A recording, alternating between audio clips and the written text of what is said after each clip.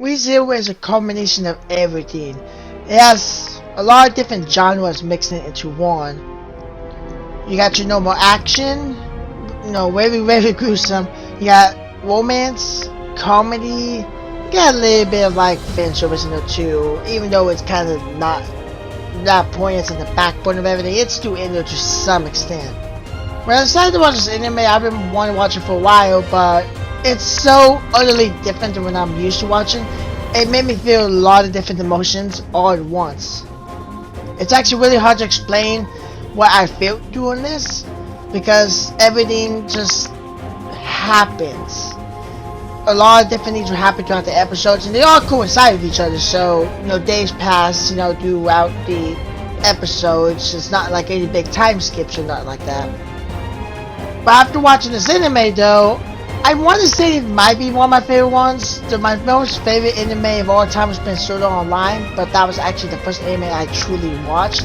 Now, I watched like Dragon Ball before and Naruto and Bleach, but I didn't really watch them a whole lot, and I was young at the time, so I didn't really understand the concept or the story. They just were a cool show to watch. I thought they were cartoons. But after watching this, though, it's hard to choose which one I prefer most. If I prefer ReZero or Sword Art Online. Now, Sword Art Online has more seasons. It has like I think four is going on now, but I think it has like 4 different seasons, and ReZero only has 1. But I can say this is really good anime. I was not disappointed. Part of me did want to stop watching it because of how sad it was. I watched up to episode 15 at the time, and I was like, this is so sad. I don't know if I want to keep going with this, but I don't like doing things halfway a lot of times unless something completely messes up. So I decided to keep going with it. And I love the ending to it too. I love the romance, the comedy, the action. Of course, it has a big change about episode, I don't know, 6 or 7. Pretty early change, maybe before that. Well, things just kind of escalate. And when they get better, it all starts going downhill and more for like 10, 11 episodes. It just keeps going straight downwards. But this is definitely an anime you should watch. I'm going to obviously discuss more about it than just this simple 3-minute talk. But if you guys really want to watch it, I would recommend it 100% at this point of the video because this is definitely an anime you want to watch.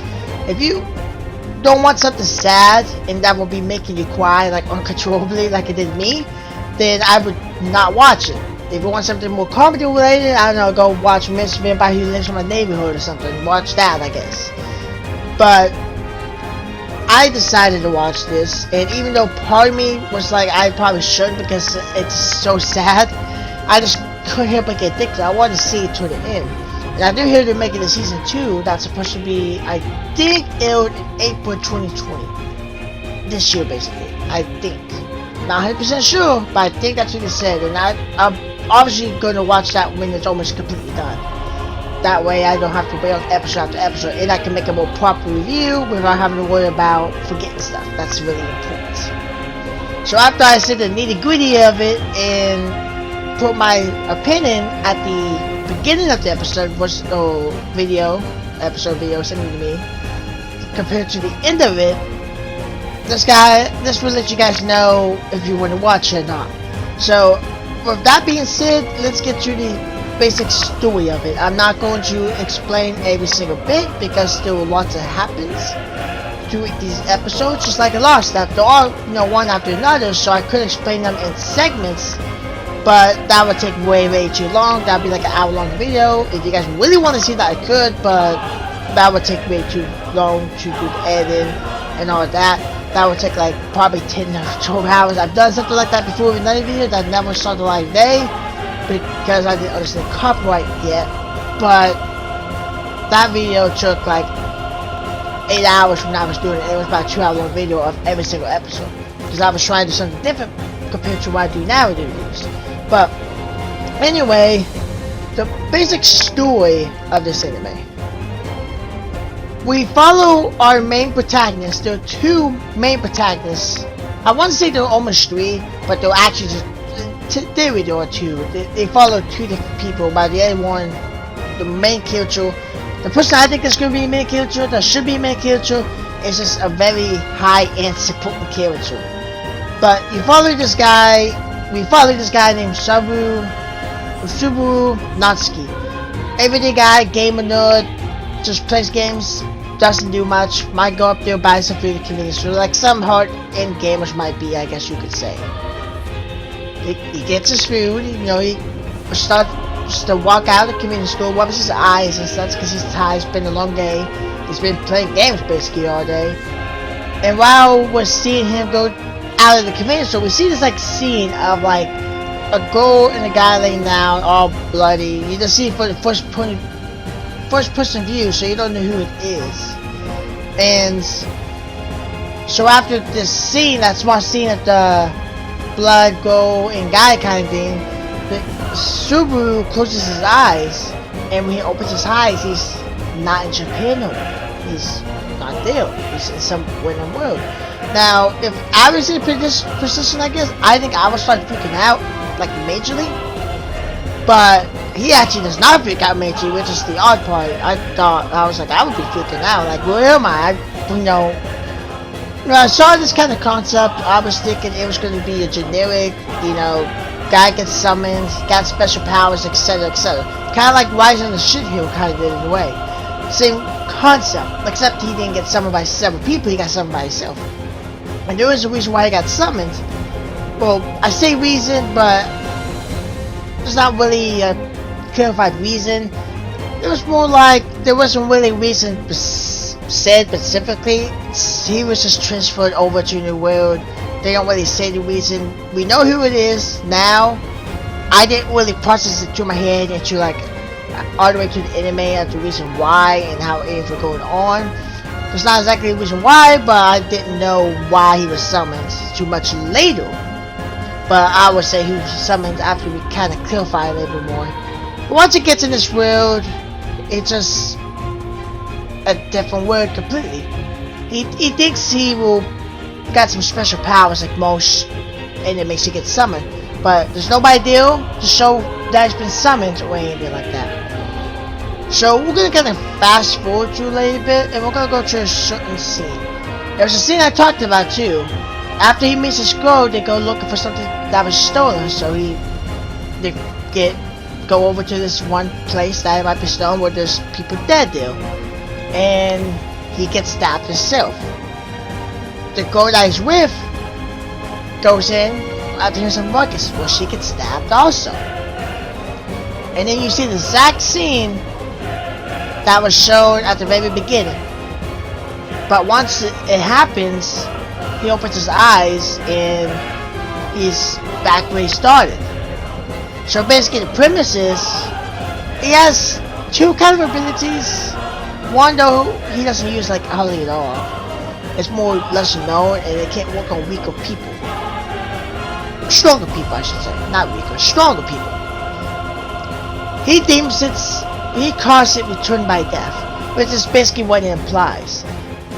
In this concept, in this anime, basically think of it as a game, like let's say you play like a higher end game, maybe not like an RPG, but like a Call of Duty or something, something much more high end.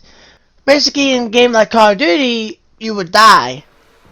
And when you die, you go back to a certain checkpoint. You can reload it. Sometimes they might have, you die kind of thing. But in the end, when you play through it, and you get really far in the game, and then you die, you go back to your last checkpoint. Which is why I don't mention RPGs, because RPGs can have that with the Odyssey feature.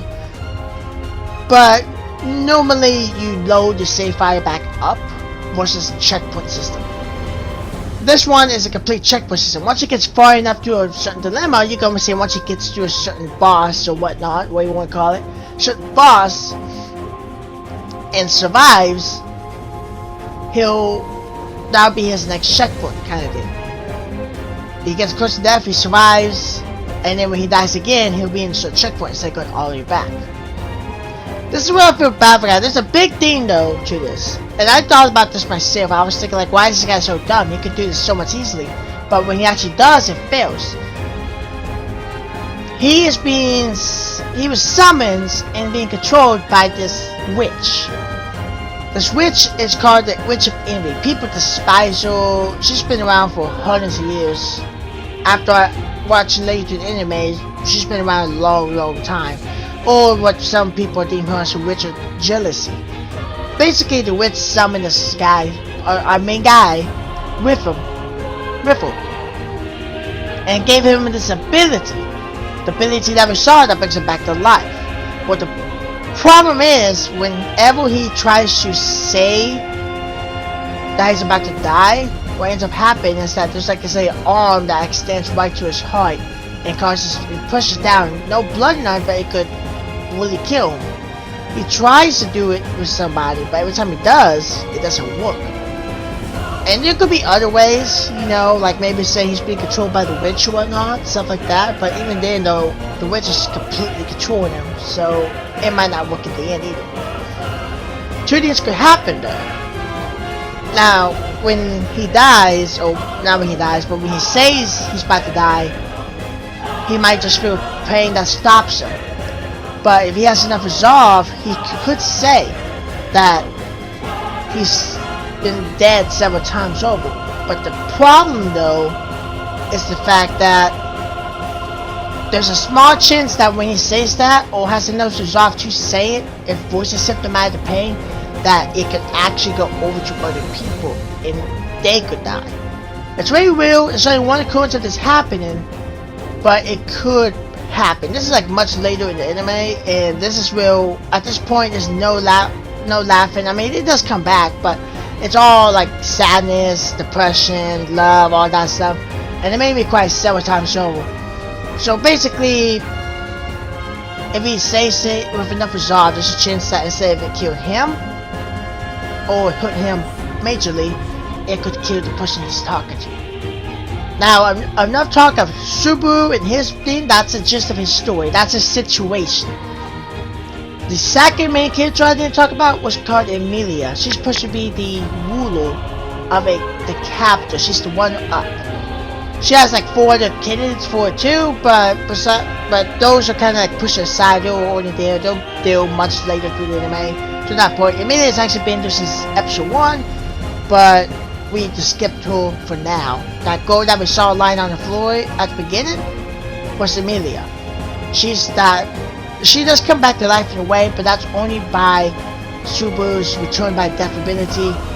But the only problem is when he does that, no one remembers that happened. They think life's going on like normal.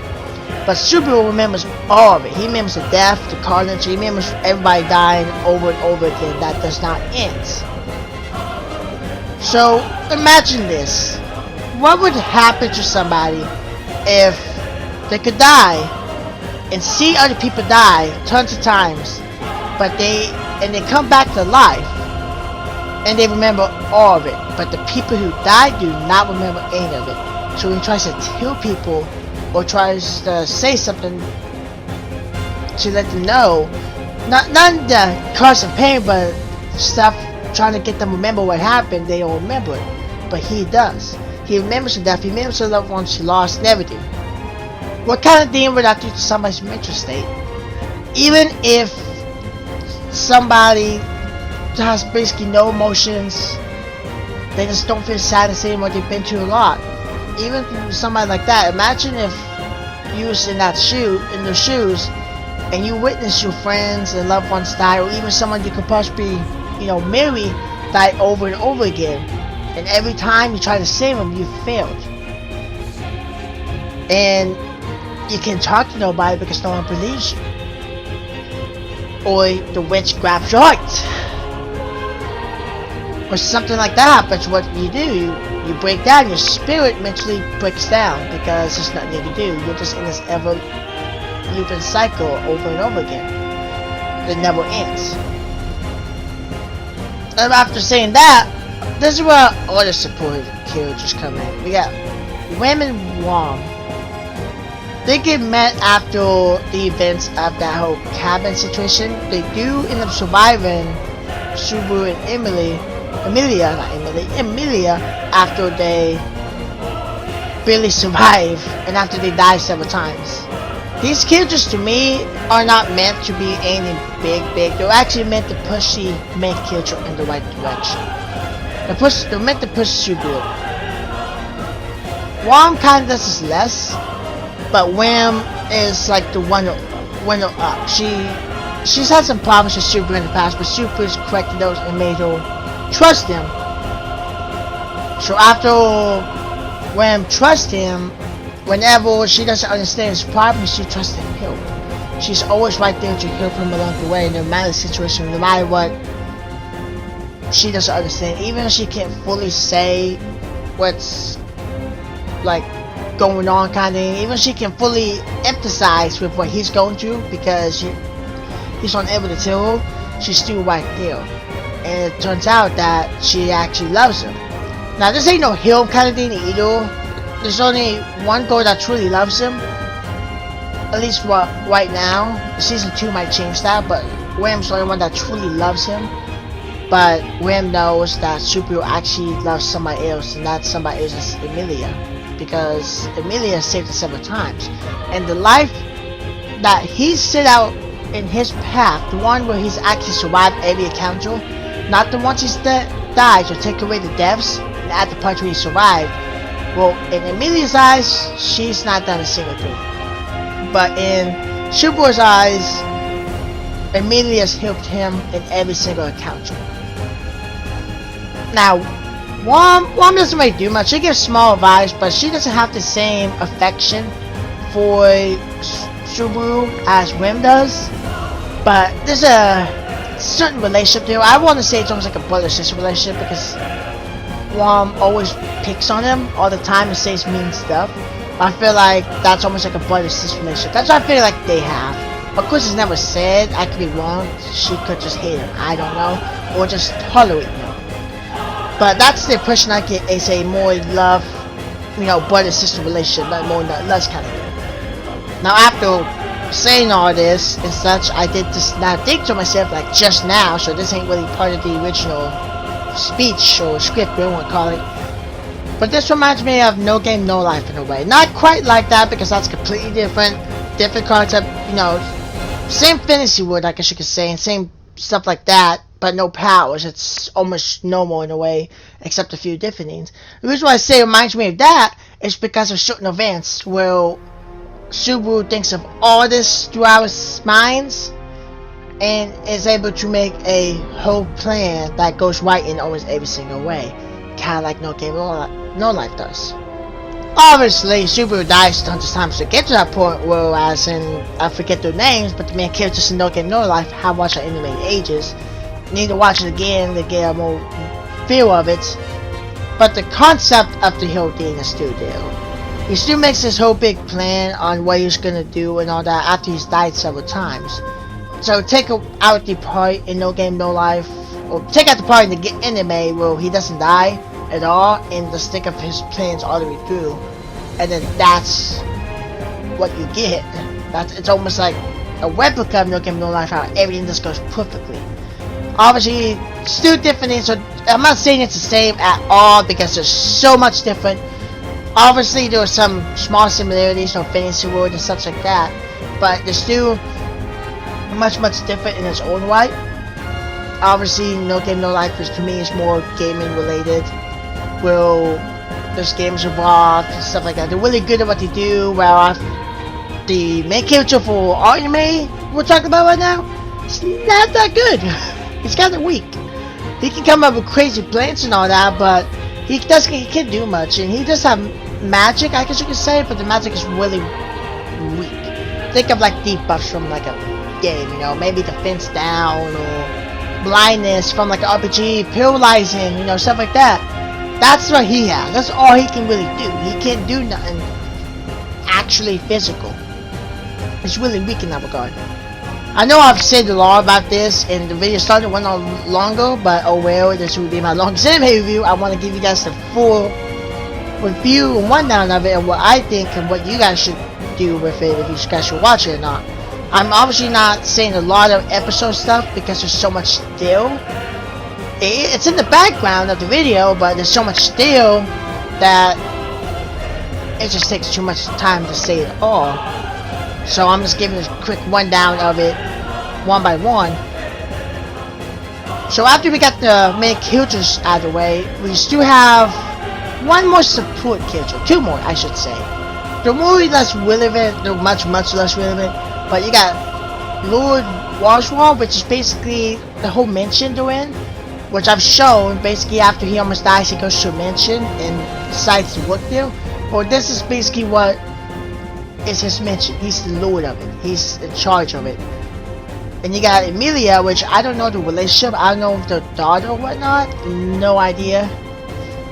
But she's supposed to be one up, she's taking care of her kind of thing. And then you got another person named Beatrice, which is basically the librarian. She's very powerful in a way, but she still can be defeated. She basically just runs the library, that way nobody can see the books, because there are a lot of books in there that should not be seen by anybody else. So she guards the library with her life. She's always there basically. It's also the quietest place for her too. And the very last support character that we have in the arsenal is called Puck. A very cutesy like cat-like creature kind of game. Basically a spiritual Emilia. I should have said this when I talked about Emilia, but it skipped my mind. Sorry about that. But basically Puck is a spirit that helps Emilia. Now, that's not too much to say. No, that's not much a plot point. But the problem is if she ever dies, like, I mean at all, just dies from anything, this spirit turns into this big, huge, fucking wolf-type monster, and it's bent on destroying the world. Because the only reason for who are living is Puck. I said that wrong. The only reason for Puck to keep living is if Emilia doesn't die. My bad, I said that completely wrong. I said that opposite of what I meant. But basically, those are all really support characters. There are more characters than that, but lots of them don't come and introduce. Those are the ones you're gonna see basically throughout the whole anime, except Beatrice and Lord Roswaal. Those actually don't get seen that much, but they are big. They do have big roles. Roswaal, after a certain point, you don't see him like at all. He's just gone. Like halfway through the anime, he's just not there anymore. And Beatrice, you do see occasionally, but she's not very a deal eater. She's actually kind of deal off and on, help if needed, but she's kind of cold. She doesn't really care about people. She just minds her own business and she can care less what happens. Like I said, there are numerous side characters. Some of them do have more relevance. Like one like Wilhelm, he has big relevance. He has a good backstory and everything. Though he doesn't get seen too much later, he's actually a very good character. He's still a lot. Basically almost to the end kind of thing. Now let's talk about the voice acting. There's a lot to jot down here. The voice acting is actually very good. I watched the dub. I didn't watch the sub. Like, they had the dub on there. You know how I am. Watch dub over sub, but the sub only I watched that kind of thing. But the dub is actually really good. I did not like it at first, because I feel like the dub was lacking. For the first like episode or two, it just did not hold your candle at all. I was like, ugh, this is not that good. And I kind of thought about going on to the sub. But after that though, it gets a lot better, and the dub is actually really good. I feel like it is good when you hear two characters like bickering, like yelling at each other, and when they yell, the voice actor's voice kind of squeaks a little bit, like they're starting to strain their voice, like they're actually yelling at that person. To me, when I start hearing that, it's just kind of like, that's good. You know, when your voice cracks, you yell really hard and your voice kind of makes a crack, and when you hear that, that's when I feel like it's good voice acting, because that's when I feel like they're actually getting it their heart, they're actually trying. I don't know how the sub is, but I do know the dub is really good. I really did like it. Did not disappoint. It disappointed for the first 2 episodes, I should say. It's 25 episodes, so for the first 2 it disappointed, but I guess I heard to more of a canon because the first episode's like 50 minutes long, then the rest are 23 minutes. But the voice acting for the dub is actually really good, and I applaud the voice actors for what they did. And unlike most animes, Subaru actually loves Emilia a lot, Even though Ram has confessed her feelings to Subaru later on, she already knows that he loves Emilia. And the difference is that in this is we've obviously seen characters in anime, at least in their inner thoughts, in their monologue, what you want to call it, they love somebody but you want to say. Well, at the very end of the anime, the last episode, he actually confesses it. Of course, she doesn't give a complete answer yet, but I can tell we already know what the answer is, because he even says that he's pretty confident he knows what the answer is. And this makes her happy because she's not treated differently, she's treated the same, I should say. She's treated differently, but in his own special way. This made me cry too, but it was more heartwarming. It wasn't like sadness or nothing. It was just heartwarming. It made my heart, it's like something was grabbing my heart and kind of like holding to it nicely kind of thing. So that's their relationship right now, and I'm hoping when the season 2 comes out that they actually get together, or maybe work some things out and stuff like that. It was really heartwarming to see them work out the differences, because they have differences, and Subaru confess his love for Emilia. It was really a heartwarming touch. That's basically the gist of everything. There was some interest that I left unsaid. Like for me, why did the Witch of Envy, the Witch of Jealousy, send this guy, summon this guy to this world? And we haven't seen her. We've seen her like inside him, kinda. She's the reason why, you know, he can't say anything about the Return by Death plan. But I'm hoping that in the second season they discuss it. She's been dead, I'm going to assume, for a few hundred years. She could be hiding now, obviously, like hiding maybe inside him or something.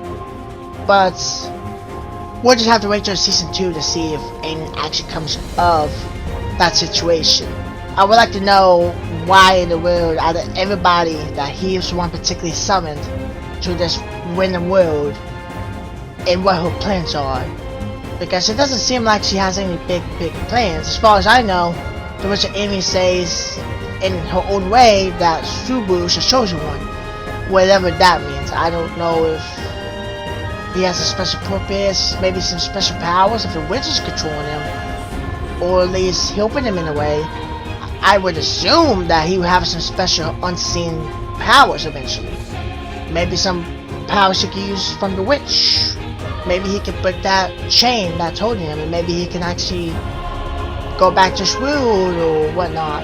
I don't know what I would do in that situation. I feel like I would probably just stay in that world. If I met a lady like that and some quick friends, I think I would stay, honestly. The only thing that would worry me is that you could die more easily. And if I didn't have nothing like the witch controlling me, then if I die, I'm dead. There's not there where I could live just fine in normal world, probably without dying. I can tell you though, this anime is not for the faint of heart. There's probably way more the sad and depressing anime than anything else. But this anime can really mess with your heartstrings. It does not hold back at all on what it tries to say or do. There's lots of blood, gore in there too, to add to it. There's a lot of emotional sadness. The acting's great by the voice actors. It's hard to explain what you're gonna feel. I would say that the first few episodes are kind of lighthearted. They're still dark. It's not like they're not dark at all, but they're more lighthearted in a way. But if you don't care about any of that, you just want a good anime to watch that has like everything wrapped into one nice tight ball, I would definitely give this a try. I gave it a try just off of RAM because I wanted to watch it. I wanted to see what it was about. And just by watching it, it's probably almost one of my favorites. It's right next to Sword Art Online. So it's kind of flipped. When they release season 2 and I watch through that and I do review on that, my opinion might change eventually. Maybe that might be my new favorite. But for right now though, it's my second favorite all time. And I hope it becomes your favorite too. You guys' favorite too. It's 25 episodes, so it's got lots of content. And the first one's like an hour long basically, so it's almost like watching a movie. And the animation's great and everything. It's a must watch, and for anyone that wants something new to watch, something that can really make you quiet down, connect with the characters, on a whole different level, I would definitely try out ReZero, Start Life in Another World.